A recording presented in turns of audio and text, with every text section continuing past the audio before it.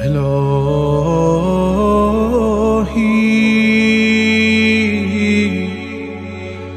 أضم البلاء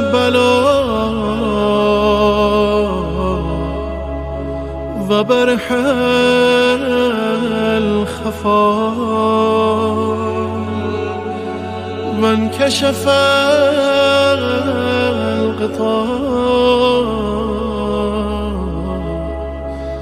وانقطع الرجاء وضاقت الأرض ومنعت السماء وأنت المستعان وإليك المشتكى وعليك المعول في الشدة والرخاء. اللهم صل على محمد وآل محمد أولي الأمر الذين فرضت علينا طاعتهم وعرفتنا بذلك منزلتهم ففرج عنا بحقهم فرجا عاجلا قريبا كلمح البصر أو هو أغراب. يا محمد يا علي يا علي يا محمد اكفياني فإنكما كافيان وانصراني فإنكما ناصران. يا مولانا يا صاحب الزمان الغوث الغوث الغوث أدركني أدركني أدركني الساعة الساعة الساعة العجل العجل العجل. يا أرحم الراحمين بحق محمد وآله الطاهرين.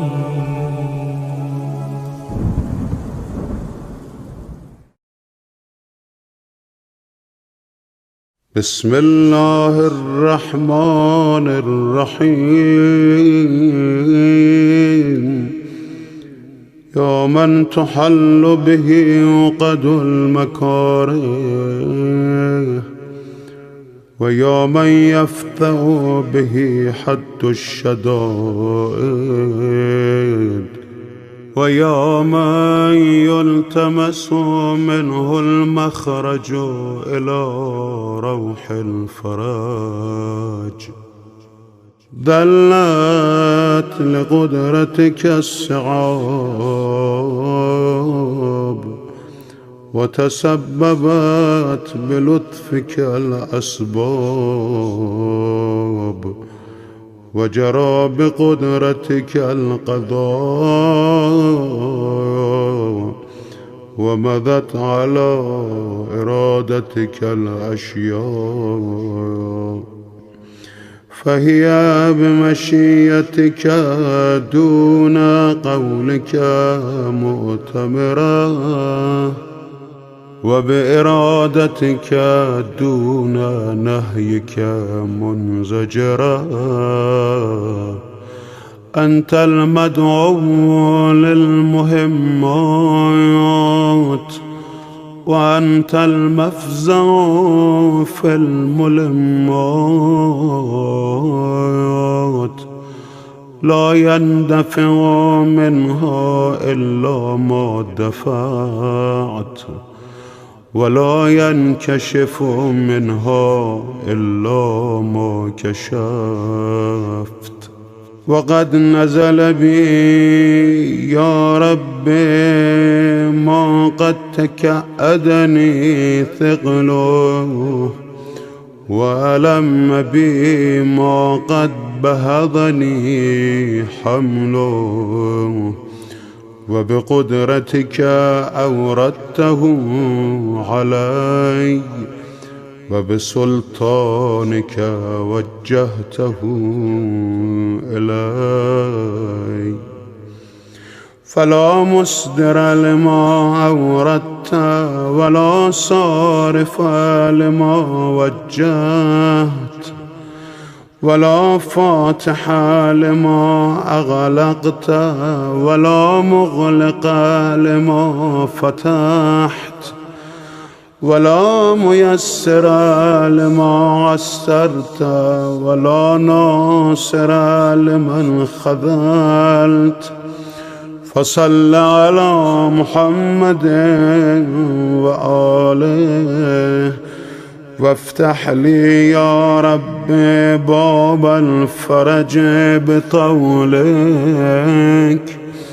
واكسر عني سلطان الهم بحولك، وأنلني حسن النظر فيما شكوت، وأذقني حلاوة الصنع فيما سألت.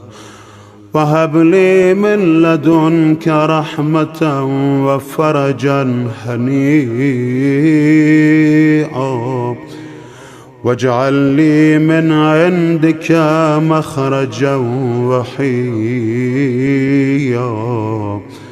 ولا تشغلني بالاهتمام عن تعاهد فروضك واستعمال سنتك، فقد ذقت لما نزل بي يا رب ذرا، وامتلأت بحمل ما حدث علي هما،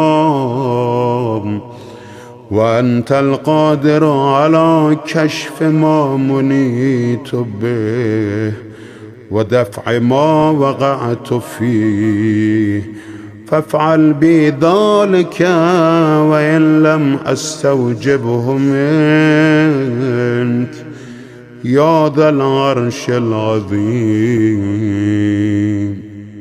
बीमारियों और मुश्किलात से निजात के लिए मखसूस दुआएं। दुआ बीमारी से बचाव और मरीज़ के सेहतियाब होने में बहुत अहमियत की हामिल है, और हमने ख़ुद अपनी ज़िंदगियों में दुआ के ज़रिए मरीज़ों को शिफायाब और बलाओं से महफूज होते देखा है। अलबत्ता ये बात ज़रूर याद रहे कि डॉक्टर से इलाज और दवा की ज़रूरत और अहमियत अपनी जगह बाकी है, और हरगिज़ दुआ को इलाज और मुआलजे का बदल नहीं समझना चाहिए, बल्कि ये दोनों चीज़ें बैक वक्त ज़रूरी हैं। दुआ को इलाज के साथ मानवी इलाज तसव्वुर करना चाहिए। अहले बैत अलैहिमुस्सलाम की जानिब से बीमारियों से बचाव और बलाओं से महफूज रहने के लिए मुख्तलिफ फरामीन और अहकामात को रिवायात मुक़द्दसा में बयान किया गया है। सहीफ़े सज्जादिया की 7वीं दुआ को बीमारियों और सख्तियों से बचाव के लिए बयान फरमाया गया है। اس دعا میں پروردگار عالم کے لطف و کرم کے سبب سختیوں میں آسانی اور الہی رحمت کے طفیل اسباب زندگی کی فراہمی کا ذکر کیا گیا ہے۔ یہ دعا امام سجاد علیہ السلام کی 10 معروف اور اہم دعاؤں میں ذکر ہوئی ہے۔ اس دعا کو مشکلات و پریشانیوں سے نجات حاصل کرنے کے لیے کچھ خاص آداب جیسے نماز فجر کے فوراً بعد یا بین طلوعین پڑھنے کی تاکید کی گئی ہے۔ دعائے نور بھی مکتب تشیع کی معتبر دعاؤں میں سے ایک ہے جو حضرت فاطمہ زہرا سلام اللہ علیہا سے نقل ہوئی ہے، جسے بخار سے نجات کے لیے خاص طور سے بیان کیا گیا ہے۔ اسی طرح اور بھی دعائیں اور مناجات موجود ہیں جو کلی اور کئی جہات کی حامل ہیں، جن کو کئی طرح کی بلاؤں، بیماریوں اور مشکلات سے نجات حاصل کرنے کے لیے پڑھا جانا چاہیے، جس میں سب سے پہلے دعائے الہی عظم البلا کو پڑھنے کی تاکید کی گئی ہے۔ اسی طرح حضرت علی امیر المومنین علی بن ابی طالب علیہ الصلوۃ والسلام نے فرمایا کہ جو بھی مندرجہ ذیل مذکورہ آیات کو صبح صادق تلاوت کرے گا، اللہ تعالیٰ اسے ہر قسم کے شر سے محفوظ فرمائے گا۔ سورہ مبارکہ توبہ آیت نمبر 51، سورہ مبارکہ یونس آیت نمبر 107، سورہ مبارکہ ہود آیت نمبر 6، سورہ مبارکہ عنکبوت آیت نمبر 60، سورہ مبارکہ فاطر آیت نمبر 2، سورہ مبارکہ زمر آیت نمبر 38، سورہ مبارکہ توبہ آیت نمبر 129۔ اس کے علاوہ دیگر مختصر و پر اثر دعاؤں کا ذکر بھی اہم قرار دیا گیا ہے، اور سب سے اہم بات جو ناگفتہ نہ رہ جائے کہ صدقہ دینے سے اللہ تعالیٰ انسان کو 70 قسم کی آفات و بلیات سے محفوظ رکھتا ہے، لہذا کوشش ہونی چاہیے کہ انسان پابندی کے ساتھ صدقہ دے، خاص کر ان ایام میں کہ جب کورونا وائرس جیسی بیماری کی وبا پھیلتی جا رہی ہے۔ اور یہ بات ہرگز نہ بھولیں کہ دعائیں پڑھنے کی تاکید کا ہرگز یہ مطلب نہیں کہ ڈاکٹر اور دوا کو چھوڑ کر صرف دعا پر انحصار کریں، بلکہ دعا اور دوا دونوں لازم و ملزوم ہیں۔ صحت مند اور شاد آباد رہیے۔ چند درخواست از مردم عزیزمون دارم.